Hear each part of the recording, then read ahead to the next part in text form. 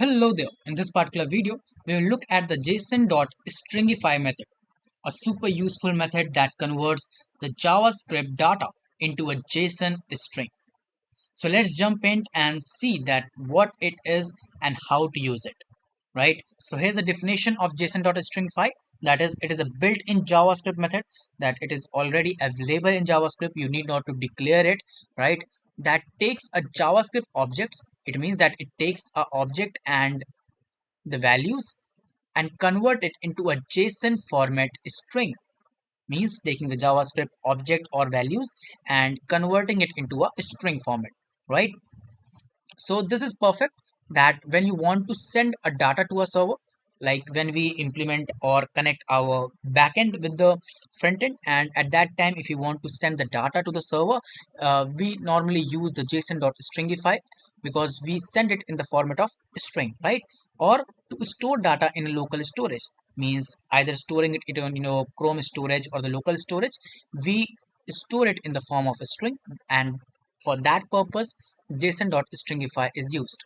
This is the basic syntax, that is json.stringify bracket value, replacer, and the space. What is this value? Well, the value, the data you want to convert, usually an object or an array. So basically we take two main things, that is either object or array. So the value includes the data that we actually want to convert. The replacer is what? Basically it is optional, right?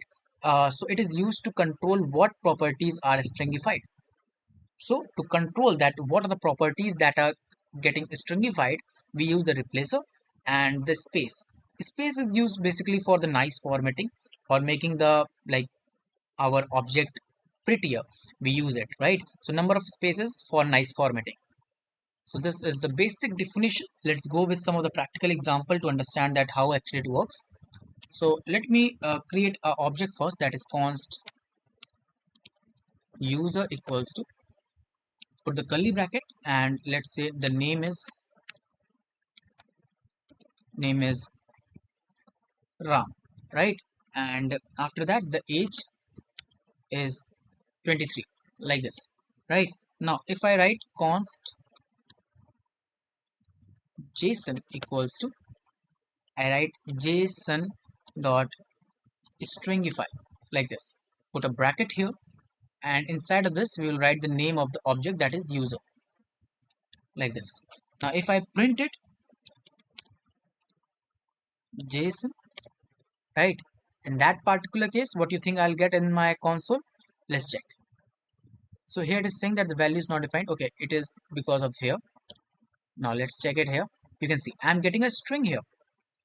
You can see this is not an object, this is actually a string. Even if I show you here, like if I print user only before stringifying it, right? You can see this is object, this is object, but this is a string. So your object user is now converted with the help of stringify into a string, which is in JSON, and that we printed and got the string there, right? I hope you understood the concept.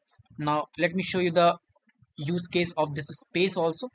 So if we will write what?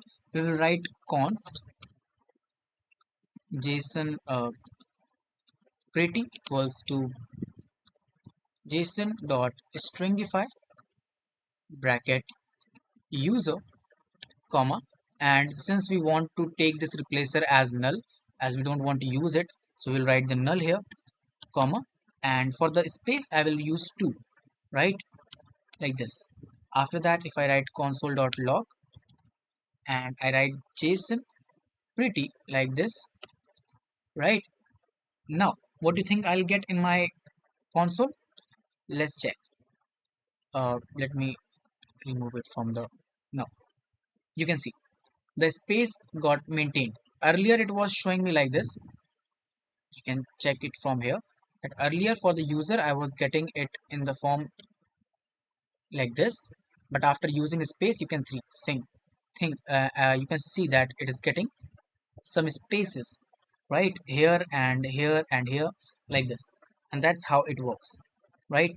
So I hope you got the all the concepts of json.stringify in a very clear and a better way.